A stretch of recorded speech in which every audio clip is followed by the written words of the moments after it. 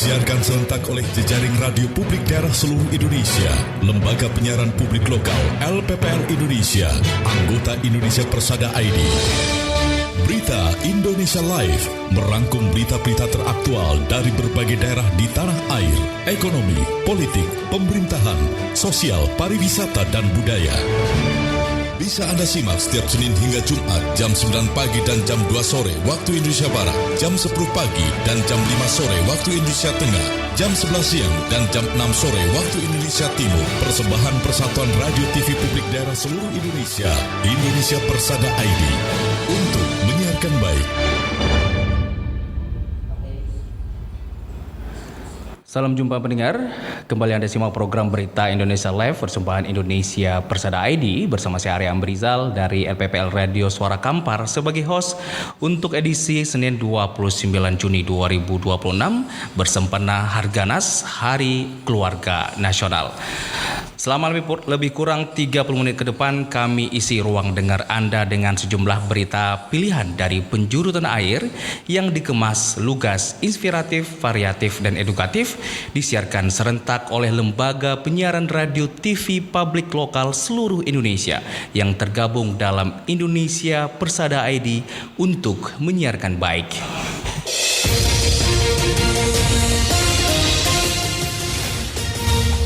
Pendengar, seperti biasa, selama 30 menit ke depan kita bagi dalam 3 sesi. Di sesi pertama ini sudah ada 4 LPPL yang akan berbagi berita.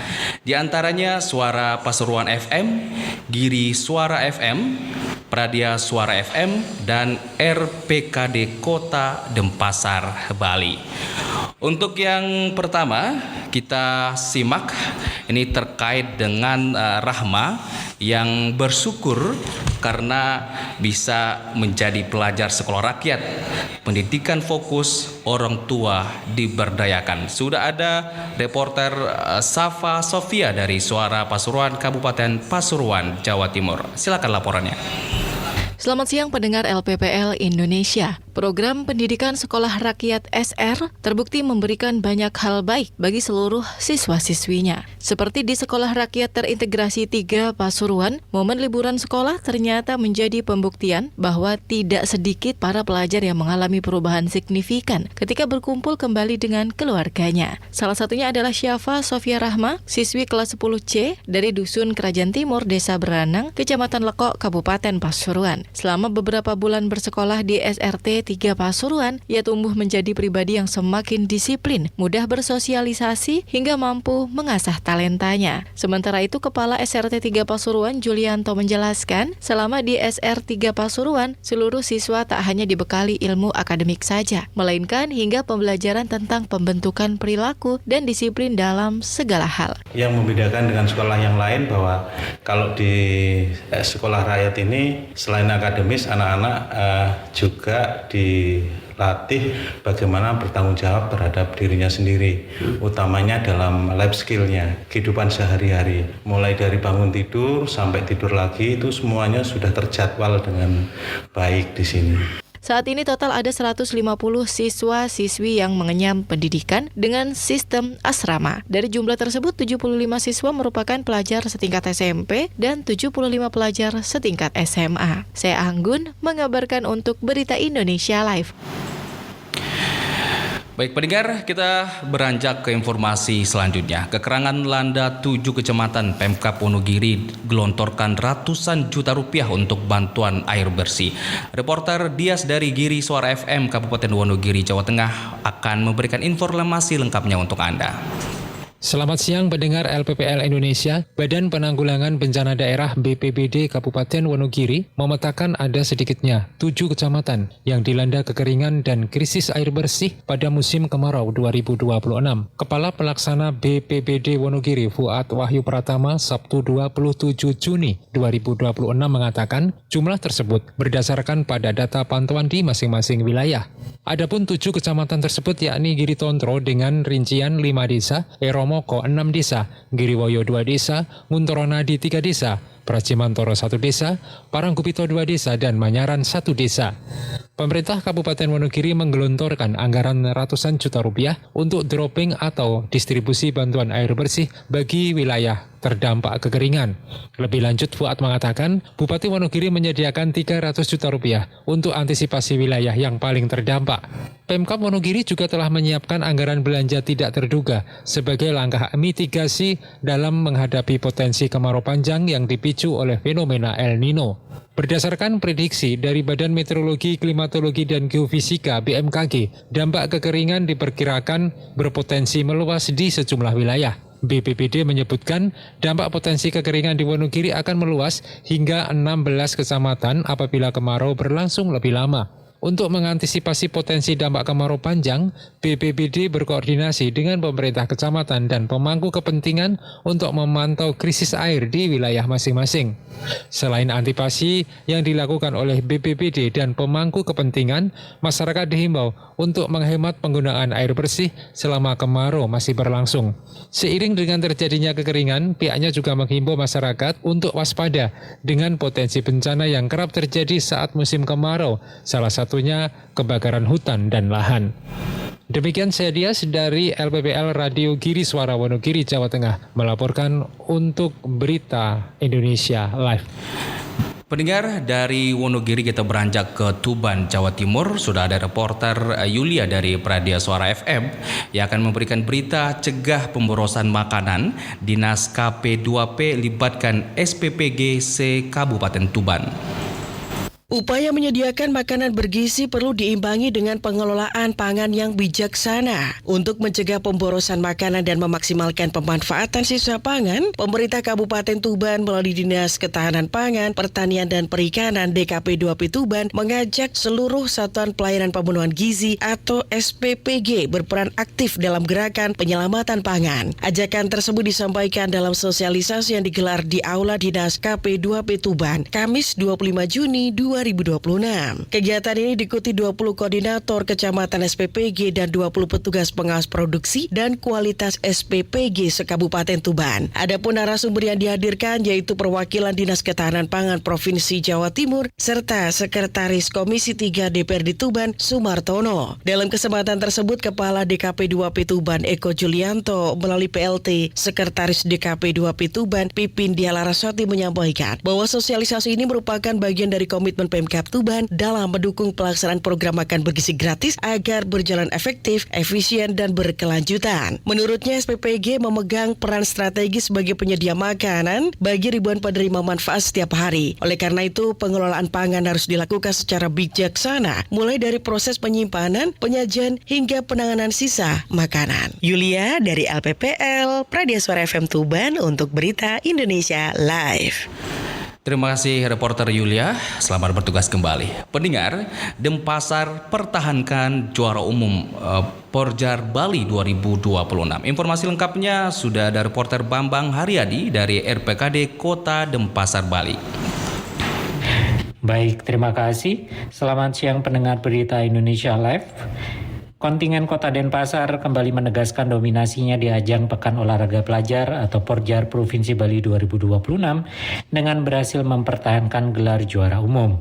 Pada perhelatan yang berlangsung tanggal 5 sampai dengan 10 Juni 2026 tersebut, Denpasar tampil sebagai kontingen terbaik dengan raihan 345 medali emas, 264 perak, dan 197 perunggu. Hal ini disampaikan Kepala Dinas Pendidikan, Kepemudaan dan Olahraga Kota Denpasar, Ana Agung Gede Wiratama saat dikonfirmasi Kamis lalu. Keberhasilan ini sekaligus memperpanjang tradisi prestasi Kota Denpasar sebagai salah satu kekuatan utama olahraga pelajar di Bali, meskipun harus menghadapi persaingan yang semakin ketat dari seluruh kabupaten kota peserta. Agung Wiratama kemudian menyampaikan apresiasi dan rasa terima kasih kepada seluruh atlet, pelatih, ofisial, serta jajaran kontingen yang telah berjuang maksimal selama pelaksanaan Porjar Bali 2026. Menurut Agung Wiratama, Pertama, keberhasilan mempertahankan gelar juara umum merupakan hasil dari proses pembinaan yang berkelanjutan, disiplin latihan, serta semangat juang tinggi yang ditunjukkan para atlet muda Denpasar di berbagai cabang olahraga.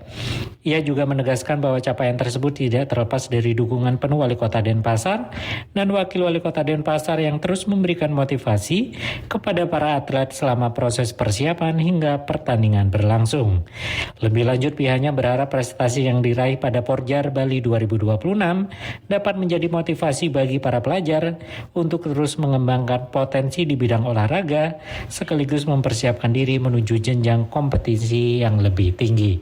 Demikian saya Bambang Haryadi dari LPPL Radio Publik Kota Denpasar untuk Berita Indonesia Live. Terima kasih reporter Bambang dari RPKD Kota Denpasar, Bali. Pendengar, di sesi pertama ini sudah ada 4 reporter handal dari berbagai radio yang telah memberikan laporan lengkapnya, dan masih ada beberapa LPPL lagi yang akan memberikan informasi. Untuk itu jangan kemana-mana, tetap di program Berita Indonesia Live persembahan Indonesia Persada ID untuk menyiarkan baik.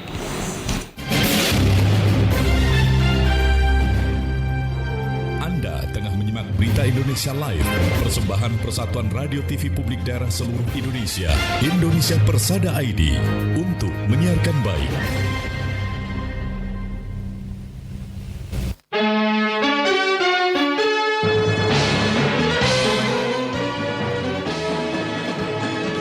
Berita Indonesia Live merangkum berita-berita teraktual dari berbagai penjuru tanah air yang dikemas, lugas, inspiratif, variatif, dan edukatif. Redaktur Pelaksana Berita Indonesia Live, Gagak Krimang Kabupaten Blora Jawa Tengah, Sasarena Kepulauan Mentawai Sumatera Barat, Suara Ngawi Jawa Timur, Kemabungo Kabupaten Bungo Jambi, Tuba Bakyu Streaming Radio Kabupaten Tulang Bawang Barat Lampung.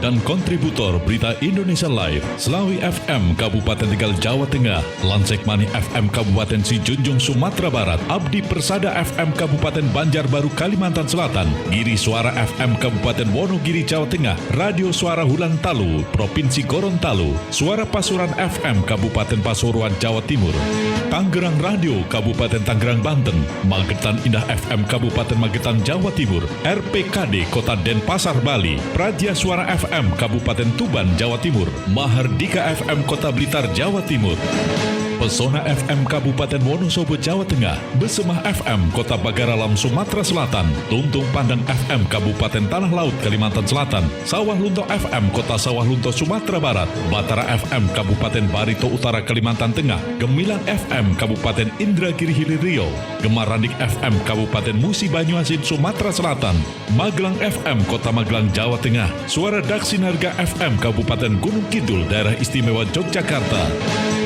RTFM Kabupaten Temanggung Jawa Tengah, Gemilang FM Kabupaten Magelang Jawa Tengah, Suara Banjar FM Kabupaten Banjar Kalimantan Selatan, Langkiso FM Kabupaten Pesisir Selatan Sumatera Barat, Gema Sudirman FM Kabupaten Purbalingga Jawa Tengah, Suara Kota Mataram FM Kota Mataram Nusa Tenggara Barat, Mahardika FM Kabupaten Bondowoso Jawa Timur, Buana Asri FM Kabupaten Sragen Jawa Tengah, RPD Kutin FM Sangatta Kutai Timur Kalimantan Timur, Suara Pacitan FM Kabupaten Pacitan Jawa Timur, Sonata FM Kota Bandung Jawa Barat, Irama FM Kabupaten Purworejo Jawa Tengah, Luhak dan Tuo FM Kabupaten Tanah Datar Sumatera Barat, Radio Suara Anjuk Ladang FM Kabupaten Nganjuk Jawa Timur, Suara Tabalong FM Kabupaten Tabalong Kalimantan Selatan, Radio Suara Gresik Kabupaten Gresik Jawa Timur, Gema Saijaan Kabupaten Kota Baru Kalimantan Selatan, Suara Kampar FM Kabupaten Kampario, Jateng Gayeng Online Radio Provinsi Jawa Tengah,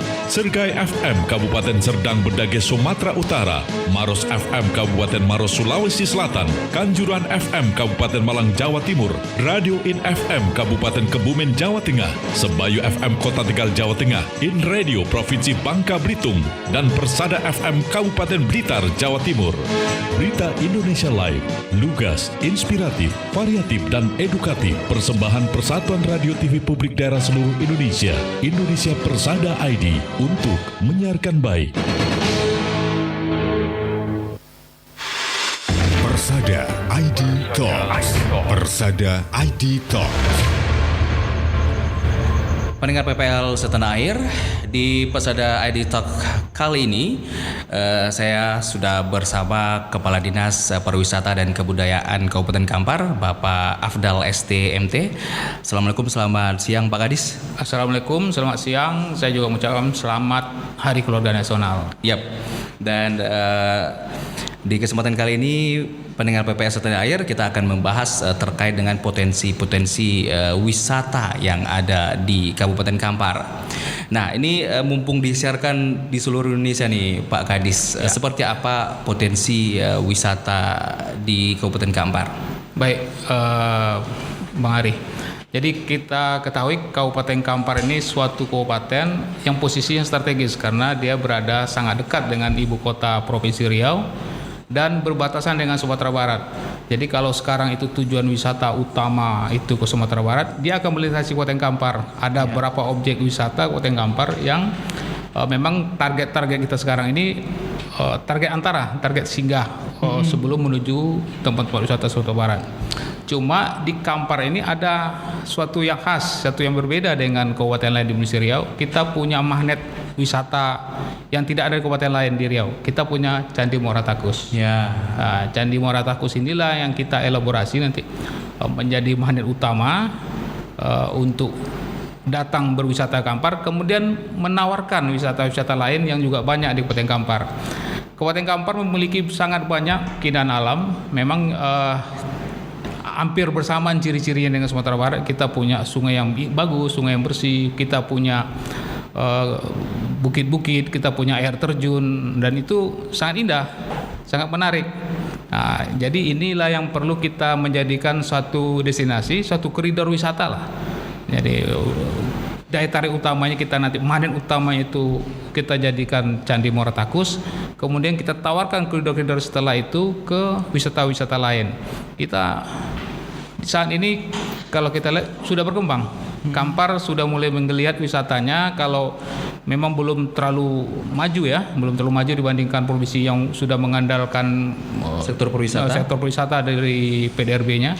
Tapi kita udah menggeliat nih, udah mulai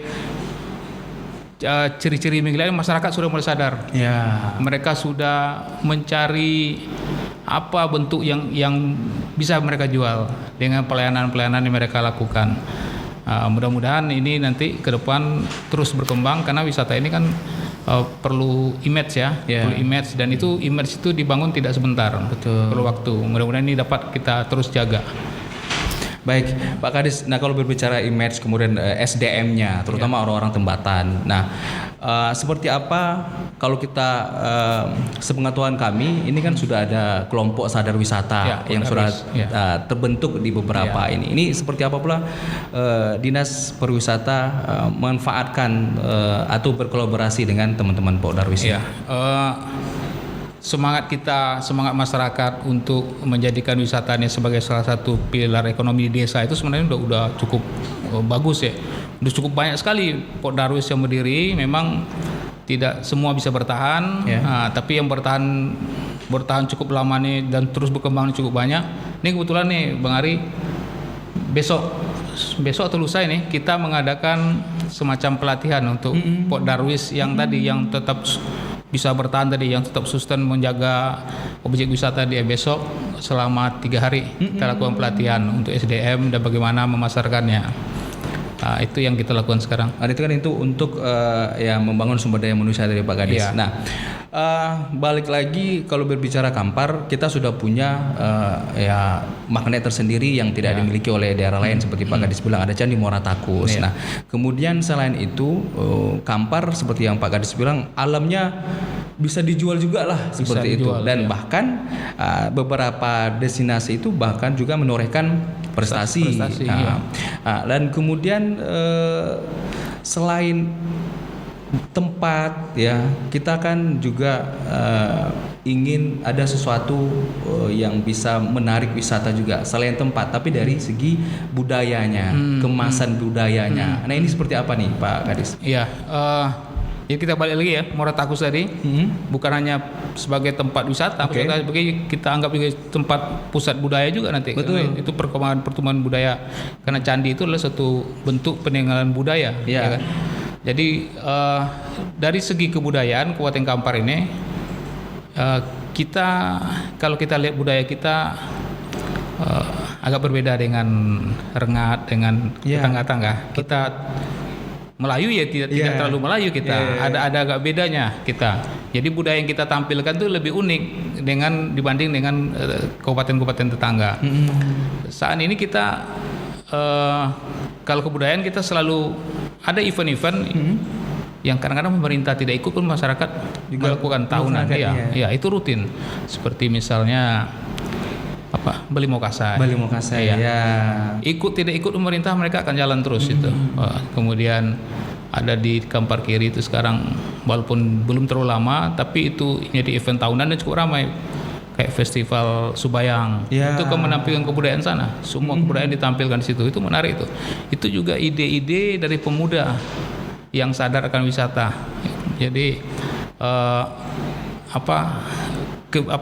budaya untuk meningkatkan kebudayaan dan pariwisata masyarakat Kampar ini, alhamdulillah saya bersyukur ini cukup bagus ini. Kita berapa lagi festival-festival yang sudah kita lakukan itu. Festival Lomang. Kita Ayo Onam. Kita ada Rayo Onam, kita selalu bikin festival Lomang, jadi masyarakat di daerah Bangkinang yang dulu kita sebut Bangkinang Seberang itu melakukan suatu kegiatan Lomang festival Lomang. Membuat lomang. Jadi sepanjang jalan itu masyarakat penuh membuat lomang dari beberapa desa di sana. Dan itu masyarakat baru 2 tahun ini pemerintah ikut terlibat untuk lebih menata dan lebih mempromosikan. Tapi tanpa kita mereka kan budaya itu sudah lama berjalan sudah lama. Jadi kita harus menginventarisir budaya-budaya yang sudah lama berjalan yang dijalankan oleh masyarakat. Jadi tidak perlu kita bentuk lagi, kita perlu menata dan meningkatkan dan mempromosikan itu pemerintah. Baik. Nah, itu terkait dengan budaya. Tadi sudah Pak Kadis sampaikan ada Beli Mokasai. Nah, untuk pendengar PPL di luar Kabupaten Kampar, Beli Mokasai itu event tahunan itu menjelang bulan Ramadan. Nah, selain itu Kampar juga tidak ketinggalan dari sisi kulinernya nih, Pak Kadis. Nah, lalu seperti apa nih kuliner Kampar yang beberapa waktu lalu juga berhasil menorehkan menorehkan namanya, mencatatkan namanya jadi pemenang lah. Kita pernah masuk Muri kan? Apa dulu? Pelito daun. Nah, jadi banyak kuliner-kuliner khas Kampar. Saya sempat bicara dengan beberapa kawan.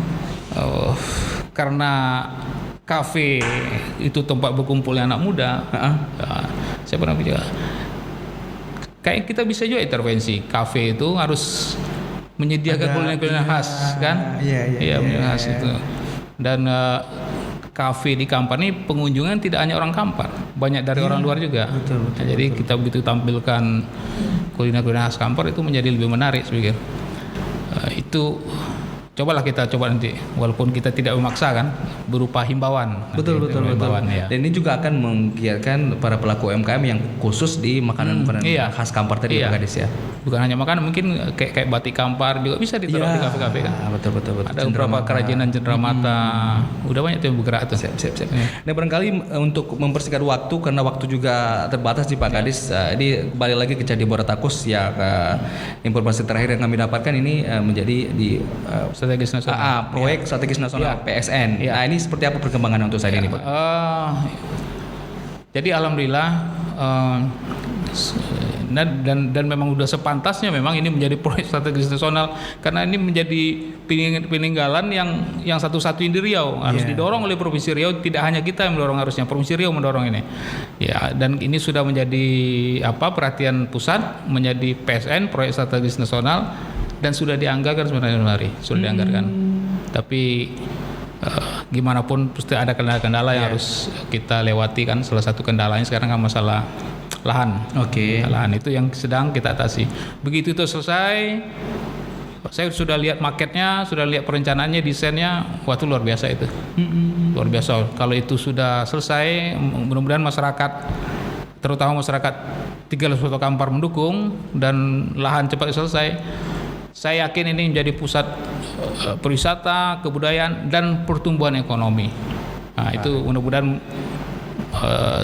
bisa saya sampaikan di sini, menghimbau juga di masyarakat Kampar yang terlibat, yang sedikit mungkin bersinggungan dengan masalah lahan, supaya mau sedikit mundur lah, berbesar hati kita dukung ini, karena ini untuk kebaikan bersama, kebaikan Kabupaten Kampar, Provinsi Riau, dan terkhusus masyarakat 13 Soto Kampar.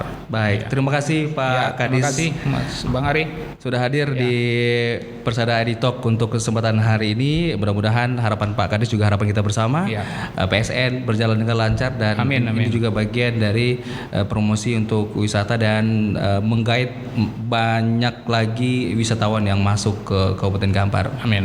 Makasih Bang Ari. Baik, pendengar PPL Setanah Air, itu tadi Persada ID Talk kami bersama Kepala Dinas Pariwisata dan Kebudayaan Kabupaten Kampar, Bapak Afdal STMT. Dan sekarang kita langsung mendengarkan dua LPPL yang akan berbagi informasi di sesi kedua ini. Di antara ada RKK Ketapang Kabupaten Ketapang Kalimantan Barat dan Magetan Indah FM Kabupaten Magetan Jawa Timur. Kita ke Ketapang dulu, pendengar. Sudah ada reporter Awang Aji Wasita yang akan memberikan informasi Bupati Ketapang resmikan listrik PLN, listrik desa bersamaan dengan membuka kegiatan gawai adat Dayak Sapat Tahun di Desa Pangkalan Batu. Silakan reporter Awang Aji Wasita. Terima kasih. Pendengar LPPL Indonesia, Senin 22 Juni 2026 menjadi hari bersejarah bagi masyarakat Desa Pangkalan Batu, Kecamatan Kendawangan, Kabupaten Ketapang. Bertempat di lapangan sepak bola Pasir Putih, warga menggelar dua momentum penting sekaligus. Gawai adat Sapat Tahun sebagai ungkapan syukur atas hasil panen padi, serta peresmian listrik program PLN Lintas Desa atau Lisdes yang telah lama dinantikan. Peresmian dilakukan oleh manajer PLN Kabupaten Ketapang, ditandai dengan penyalaan saklar listrik sebagai simbol mulai beroperasinya jaringan interkoneksi yang menghubungkan Sungai Gantang, Kedondong, Pangkalan Batu, Sungai Jelayan di Kecamatan Kendawangan, hingga Desa Randai di Kecamatan Marau. Keberhasilan interkoneksi listrik ini merupakan implementasi pemerataan infrastruktur dalam visi Ketapang Maju dan Mandiri yang berawal dari diplomasi pemerintah daerah pada akhir 2025. Pemerintah menargetkan seluruh desa di Kabupaten Ketapang telah menikmati listrik secara merata pada tahun 2029. Kehadiran listrik diharapkan mampu mempercepat pertumbuhan ekonomi masyarakat serta mengoptimalkan pelayanan publik dan kesehatan di desa. Demikian yang dapat kami laporkan, saya Awang Aji Wasita dari LPPL Radio Kabupaten Ketapang, Kalimantan Barat untuk Berita Indonesia Live. Terima kasih reporter Awang dari RKK Ketapang, Kabupaten Ketapang, Kalimantan Barat. Kita beranjak ke Magetan Indah FM, sudah ada reporter Wina yang akan memberikan informasi 4 siswa SMAN 1 Karas Magetan, sahabat 2 emas dan 2 perak di kejuaraan pencak silat CNN Indonesia Piala Presiden RI 2026. Silakan reporter Wina, informasi lengkap Anda. Terima kasih, selamat siang pendengar LPPL di seluruh Indonesia. 4 siswa SMA Negeri 1 Karas Magetan mengharumkan nama sekolah setelah memborong prestasi pada kejuaraan nasional pencak silat CNN Indonesia Piala Presiden RI 2026 yang berlangsung di Padepokan Pencak Silat TMII Jakarta pada 25 hingga 28 Juni 2026. Mereka berhasil membawa pulang 2 medali emas dan 2 medali perak dari ajang yang diikuti sekitar 2.000 pesilat muda dari berbagai provinsi di Indonesia. 2 medali emas tersebut dipersembahkan oleh Iksan Maulana dari kelas 11 yang menjadi juara 1 tanding kelas G Remaja Putra Prestasi, serta Sirki Abelina dari kelas 10 yang meraih juara 1 tanding kelas B Remaja Putri Prestasi, dan sementara itu 2 medali perak diraih oleh Ananda Raka dari kelas 10 sebagai juara 2 tanding kelas E Remaja Putra Prestasi, dan Fahmi Bagus Putra dari kelas 10 sebagai juara 2 tanding kelas Open Remaja Prestasi. berprestasi. Kepala SMA Negeri 1 Karas, Ida Rahmawati, mengungkapkan kebanggaannya atas capaian 4 siswanya tersebut dan menurutnya para atlet berasal dari jenjang kelas yang berbeda dari kelas 10 hingga kelas 11 dan keberhasilan mereka menjadi kebanggaan sekaligus membawa nama baik sekolah di tingkat nasional. Ida juga menambahkan sekolah memberikan dukungan dalam bentuk fasilitasi dan perizinan yang dibutuhkan para atlet agar mereka dapat mengikuti berbagai kejuaraan. Dan menurutnya sinergi antara sekolah, pembina, dan keluarga menjadi faktor penting dalam mencetak atlet berprestasi. Ida berharap keberhasilan tersebut menjadi motivasi bagi para siswa untuk terus meningkatkan kemampuan. Ia juga berpesan agar para atlet tidak cepat berpuas diri dan tetap konsisten menjalani latihan. Kejuaraan nasional pencaksilat Piala Presiden RI 2026 sendiri menjadi ajang pembinaan atlet muda yang mempertemukan sekitar 2.000 pesilat dari seluruh Indonesia pada kategori tanding dan seni, mulai dari jenjang SD hingga SMA dan SMK. Selain menjadi sarana pencarian bibit atlet berprestasi, kejuaraan ini juga menerapkan pembaruan regulasi pertandingan sesuai dengan standar PBIPSI sebagai bagian dari upaya meningkatkan kualitas pencaksilat Indonesia menuju level internasional. Demikian informasi dari LPPA Radio Magetan Indah FM Magetan Jawa Timur. Wina melaporkan untuk Berita Indonesia Live. Terima kasih reporter Wina, selamat bertugas kembali. Pendengar, masih ada 4 LPPL yang akan berbagi berita di sesi terakhir. Untuk jangan kemana, fokus di program Berita Indonesia Live persembahan Indonesia Persada ID untuk menyiarkan baik.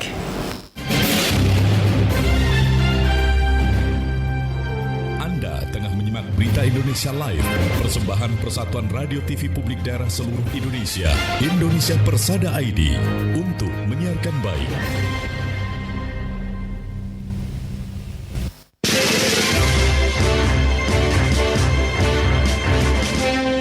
Dari penjuru tanah air, kami kabarkan informasi dan berita teraktual. Berita Indonesia Live merangkum berbagai peristiwa aktual, informasi politik, ekonomi, sosial, pendidikan, seni, budaya dari seluruh penjuru Indonesia yang dikemat dan disampaikan secara lugas, inspiratif, variatif, dan edukatif. Disiarkan secara serentak oleh LPPL seluruh Indonesia yang tergabung dalam Indonesia Persada ID. Saat ini kami sedang berada di Desa Sering, Provinsi Riau, di mana sebelumnya di lokasi ini kepadatan di kawasan ini juga disebabkan adanya kondisi bottleneck atau penyempitan jalur di beberapa kawasan di Bogor ini. Lebih terasa pada sore hari. Nah, ketika sore hari, Jalan Pandang pun sendiri untuk arus lalu lintas di darat ini tidak terlalu terkena dampak. Simak dan dengarkan Berita Indonesia Live. Disiarkan secara live setiap hari Senin sampai dengan hari Jumat pukul 14 waktu Indonesia Barat, pukul 15 waktu Indonesia Tengah, dan pukul 16 waktu Indonesia Timur. Dan siaran re-airing atau tunda di hari berikutnya. Berita Indonesia Live, lugas, inspiratif, variatif, dan edukatif. Persembahan Indonesia Persada ID untuk menyiarkan baik. Pendengar PPL Setanah Air, sudah di sesi ketiga, dan sebelum kita dengarkan para reporter handal yang akan berbagi berita pada kesempatan sesi terakhir ini, terlebih dahulu kita dengarkan laporan khusus Dapur Redaksi Berita Indonesia Live bersama redaktur Aan Kasyanto. Pendengar LPPL Indonesia, Menteri Perdagangan Budi Santoso mengatakan pemerintah menyiapkan peningkatan porsi distribusi minyak kita melalui BUMN pangan seperti Perumbulok dan D-Food hingga 50%. Menurutnya langkah ini dilakukan untuk menjaga stabilitas harga minyak kita di masyarakat. Ia juga memastikan bahwa harga eceran tertinggi atau HET minyak goreng kemasan rakyat tersebut tetap berada di level Rp15.700 per liternya. Hal ini dikatakannya di Jakarta pada baru-baru ini. Saat ini porsi distribusi minyak kita melalui BUMN pangan minimal mencapai 35%. Pemerintah tengah mengkaji peningkatan porsi tersebut agar penyaluran minyak goreng bersubsidi dapat lebih terkontrol hingga tingkat pengecer. BUMN pangan seperti Bulog dan ID Food lanjutnya memiliki mekanisme penunjukan distributor dan pengecer resmi di pasar. Melalui skema itu, pemerintah dapat memastikan minyak kita dijual sesuai HET yang telah ditetapkan. Laporan khusus redaksi Aan Kasyanto untuk Berita Indonesia Live.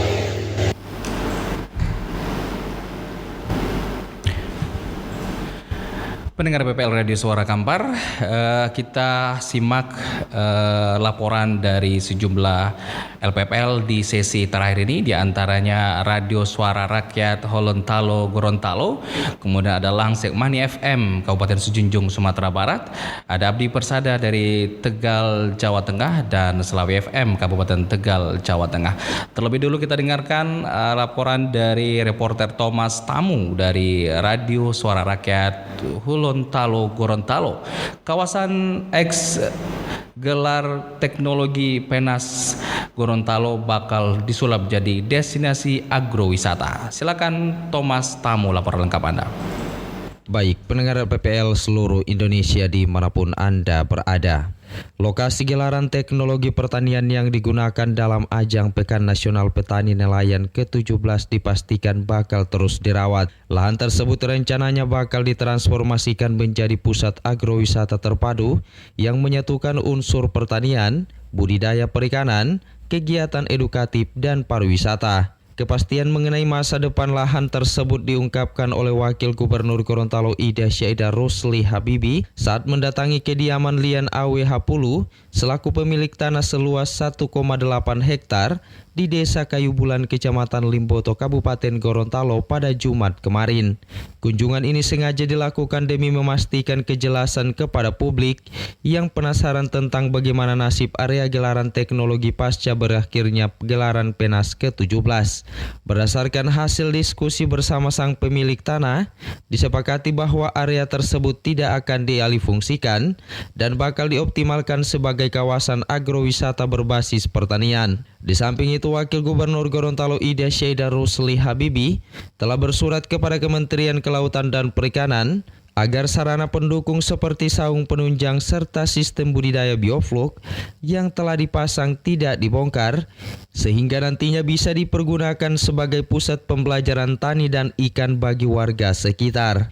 Wagub Ida Syaida Rusli Habibi turut menghimbau kepada segenap warga untuk ikut andil dalam menjaga kebersihan, ketertiban, dan kelestarian di area tersebut. Walau ke depan tempat ini bakal beroperasi sebagai objek wisata umum, ia mengingatkan agar publik tetap menghargai privasi karena status tanah adalah hak milik pribadi, sehingga dilarang keras merusak atau memindahkan fasilitas tanpa persetujuan pemilik. Untuk langkah selanjutnya, manajemen operasional kawasan ini akan dipegang langsung oleh pemilik tanah dengan bantuan penuh serta sinergi dari pemerintah provinsi, pemerintah Kabupaten Gorontalo, hingga jajaran kementerian terkait. Langkah ini diambil agar area gelaran teknologi Penas ke-17 bisa menjelma menjadi spot wisata edukatif yang berkesinambungan sekaligus mendongkrak roda perekonomian warga lokal.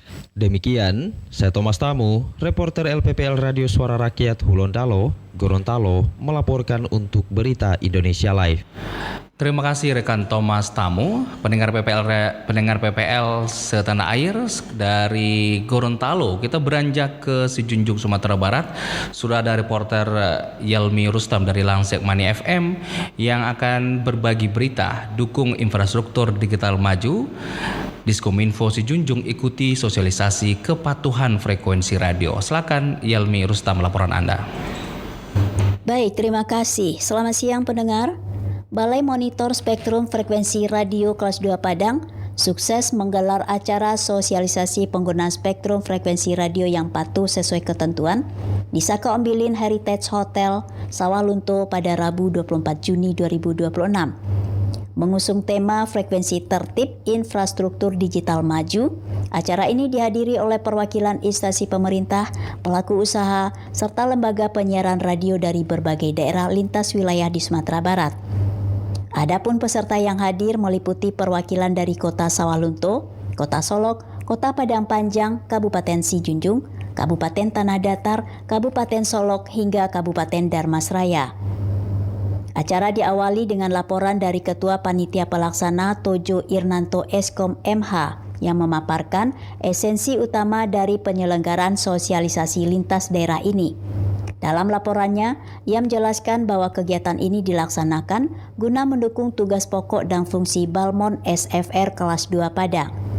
Fungsi utamanya adalah dalam hal pembinaan, pengawasan, serta peningkatan kesadaran masyarakat terhadap penggunaan spektrum frekuensi radio dan perangkat komunikasi agar senantiasa sesuai dengan ketentuan peraturan yang berlaku. Apresiasi tinggi terhadap langkah Balmon Padang turut disampaikan oleh pemerintah Kota Sawalunto selaku tuan rumah. Kepala Dinas Komunikasi dan Informatika Sawalunto yang diwakili oleh Kepala Bidang E-Government dan Persandian Egi Delvita STMCO menyambut baik pemilihan lokasi acara tersebut. Pihaknya menilai sosialisasi ini sangat krusial bagi pemerintah daerah demi meningkatkan pemahaman tentang spektrum frekuensi sesuai regulasi, kewajiban penggunaan alat yang tersertifikasi, serta berbagai perkembangan regulasi terkini di bidang telekomunikasi. Acara kemudian dibuka secara resmi oleh Kepala Balmon SFR Kelas 2 Padang M. Helmi STMM. Dalam arahan pembukanya, Helmi menegaskan pentingnya pemahaman penggunaan frekuensi radio secara tertib serta kepemilikan stasiun radio yang legal. Ia berharap melalui kesempatan ini seluruh pengguna frekuensi dapat beroperasi sesuai dengan koridor dan ketetapan yang telah diatur oleh pemerintah. Partisipasi aktif juga terlihat dari para peserta, salah satunya Dinas Komunikasi dan Informatika Kabupaten Sijunjung yang mengirimkan 3 orang utusan termasuk fungsional Pranata Humas dan penyiar dari LPPL Radio Lansek Mani. Memasuki sesi inti, sosialisasi dilanjutkan dengan pemaparan materi mendalam yang dipandu oleh 3 narasumber berkompeten di bidang monitoring frekuensi. Materi pertama mengenai aturan dan teknis komunikasi dikupas tuntas oleh Andri Soni selaku pejabat fungsional pengendali frekuensi radio terampil penyelia. Disusul materi kedua terkait preventif dan penegakan hukum melalui topik pengenaan sanksi administrasi oleh PFR Ahli Muda Syamsuddin. Sesi ini kemudian ditutup oleh Wiono, analis SD Monfrekrat level 2 yang menyajikan materi tentang peraturan penggunaan spektrum frekuensi radio beserta perizinannya. Melalui dinamika diskusi yang interaktif, kegiatan ini diharapkan mampu menekan angka pelanggaran frekuensi secara signifikan sekaligus memperkokoh fondasi digitalisasi daerah yang aman dan berkepastian hukum. Demikian laporan dari Yelmi Rustam, LPPL Radio Lansek Mani Sijunjung, Sumatera Barat untuk Berita Indonesia Live. Terima kasih reporter Yelmi Rustam melaporkan langsung dari Sijunjung, Sumatera Barat. Dari Sijunjung pendengar kita beranjak ke Banjarbaru, Kalimantan Selatan. Sudah ada reporter Sahril Anwar dari Abdi Persada FM yang akan berbagi berita tekan angka anak putus sekolah. Pemprov Kalsel perkuat program pendidikan kesetaraan paket A, B, dan paket C. Silakan Sahril Anwar, laporan lengkap Anda. Baiklah rekan Ari dan para pendengar setia LPPL seluruh Indonesia di mana saja berada, pemerintah Provinsi Kalimantan Selatan terus memperkuat upaya menekan angka anak tidak sekolah atau ATS melalui dukungan terhadap penyelenggaraan pendidikan kesetaraan paket A, paket B, dan paket C. Program ini menjadi salah satu komitmen Gubernur Kalimantan Selatan Muhyiddin untuk memastikan seluruh masyarakat memperoleh hak yang sama dalam mengakses pendidikan. Kepala Dinas Pendidikan dan Kebudayaan Provinsi Kalimantan Selatan Abdul Rahim mengatakan masih banyak warga yang belum menyelesaikan pendidikan formal akibat berbagai faktor seperti keterbatasan ekonomi, putus sekolah hingga harus bekerja atau membantu keluarga. Karena itu pemerintah terus mendorong kolaborasi dengan pemerintah kabupaten dan kota agar layanan pendidikan kesetaraan semakin mudah dijangkau masyarakat. Menurutnya program paket A, paket B, dan paket C bukan hanya sebagai penyetaraan ijazah, tetapi juga menjadi langkah strategis untuk membuka kembali akses pendidikan, meningkatkan kualitas sumber daya manusia sekaligus memperluas peluang masyarakat memperoleh kehidupan yang lebih baik. Abdul Rahim menjelaskan penyelenggaraan pendidikan kesetaraan memang menjadi kewenangan pemerintah kabupaten dan kota melalui Pusat Kegiatan Belajar Masyarakat atau PKBM serta Sanggar Kegiatan Belajar atau SKB. Sementara pemerintah provinsi berperan dalam penguatan kebijakan, sinkronasi program, pendataan, serta membangun kolaborasi lintas sektor. Keberhasilan program ini tidak hanya diukur dari jumlah ijazah yang diterbitkan, tetapi dari semakin banyaknya masyarakat yang kembali memperoleh kesempatan belajar dan mampu melanjutkan pendidikan ke jenjang yang lebih tinggi. Selain memperkuat pendataan anak tidak sekolah, Disdikbud-Kalsel juga mendorong strategi jemput bola untuk meningkatkan motivasi masyarakat agar kembali mengenyam pendidikan. Sebab tantangan terbesar bukan hanya soal akses, tetapi juga membangkitkan semangat belajar bagi warga yang sudah lama meninggalkan bangku sekolah. Disdikbud-Kalsel juga memastikan ijazah pendidikan kesetaraan memiliki kedudukan yang sama dan dapat digunakan untuk melanjutkan pendidikan ke perguruan tinggi maupun memasuki dunia kerja. Karena itu sinergi antara pemerintah, dunia pendidikan, dan dunia usaha terus diperkuat agar lulusan pendidikan kesetaraan benar-benar memperoleh manfaat yang nyata. Demikian yang dapat saya laporkan. Saya Syahril Anwar dari LPPL Abdi Persada FM Banjarbaru, Kalimantan Selatan melaporkan untuk Berita Indonesia Live. Terima kasih reporter Syahril Anwar. Pendengar dari Persada FM, kita beranjak ke Selawi FM. Sudah ada reporter Hendro yang akan berbagi berita. Sekda Tegal tegaskan wilayahnya bersih dari dapur MBG fiktif. Silakan informasi lengkap Anda, reporter Hendro. Sekretaris Daerah Kabupaten Tegal Amir Mahmud selaku Ketua Satgas MBG Kabupaten Tegal menegaskan tidak ada dapur makan bergizi gratis atau MBG fiktif di wilayahnya. Sejauh ini pihaknya memastikan tidak ada temuan ataupun laporan mengenai adanya dapur MBG fiktif. Hal ini ditegaskan oleh Amir Mahmud setelah menggelar rapat antar Satgas di tingkat koordinator wilayah Badan Gizi Nasional. Seperti yang diketahui sebelumnya ramai pemberitaan di media sosial tentang temuan 100 dapur MBG fiktif yang terjadi di Kabupaten Cilacap. Menanggapi hal itu, Amir Mahmud menegaskan di Kabupaten Tegal tidak ada dapur MBG fiktif. Dari 114 SPPG yang saat ini sedang progres persiapan memperoleh izin operasional dan sudah ada daftar ID-nya, tidak ada yang fiktif semuanya, jelas Amir Mahmud. Sesuai data terakhir yang tercatat, Amir Mahmud menjelaskan ada sekitar 166 SPPG yang sudah beroperasi di Kabupaten Tegal. Kemudian dari jumlah tersebut ada 16 SPPG yang terkena suspend. Selain itu ada 114 SPPG dalam proses persiapan memperoleh izin operasional. Ada juga tambahan 24 SPPG yang persiapan operasional. Sehingga total ada 304 SPPG di wilayah Kabupaten Tegal. Sementara itu, Koordinator Wilayah Badan Gizi Nasional BGN Kabupaten Tegal Ismatul Hasanah menerangkan, hingga saat ini total sebanyak 166 SPPG yang sudah operasional tersebar di seluruh wilayah Kabupaten Tegal. Sedangkan yang masuk tahap persiapan operasional mencakup sudah ada kepala SPPG, virtual account, tinggal menunggu pencairan dana, proses administrasi seperti sertifikat higien sanitasi atau SLHS dan izin dinas lingkungan hidup sebanyak 24 SPPG. Kemudian yang saat ini dalam proses tahap persiapan sebanyak 114 SPPG. Demikian pendengar, saya Hendro LD LPPL Radio Selawi FM Kabupaten Tegal menyampaikan untuk Berita Indonesia Live. Terima kasih reporter Hendro, selamat bertugas kembali. Pendengar PPL Setanah Air, berita terkait Tegal bersih dari dapur MBG fiktif dari Selawi FM tadi menjadi informasi terakhir kami di BI Live edisi Senin 29 Juni 2026. Saya Aryam Rizal, host dari Suara Kampar, pamit undur diri. Jangan lupa simak berita menarik di program BI Live dari Senin hingga Jumat pukul 14 waktu Indonesia Barat, 15 waktu Indonesia Tengah, 16 waktu Indonesia Timur. Persembahan Indonesia Persada ID untuk menyiarkan baik. Sampai jumpa di edisi mendatang.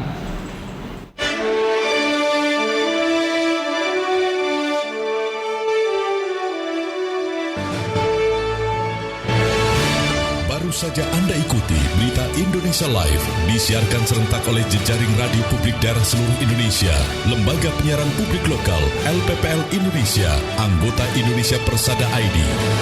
Berita Indonesia Live, lugas, inspiratif, variatif, edukatif, persembahan Persatuan Radio TV Publik Daerah seluruh Indonesia, Indonesia Persada ID, untuk menyiarkan baik.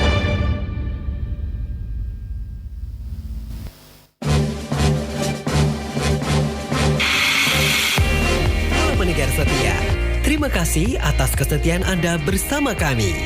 Kami akan terus berkomitmen memberikan informasi dan hiburan terbaik. Terima kasih atas saran dan masukan Anda. Terima kasih telah menjadi bagian dari sejarah lahir dan berkembangnya media radio terbaik di Kabupaten Kampar. Kini, Anda dapat menikmati program yang lebih variatif, edukatif dan informatif. Lembaga Penyiaran Publik Radio Suara Kampar 103,8 FM lahir dan ada untuk Anda. The best radio station, the best cover, and the best program.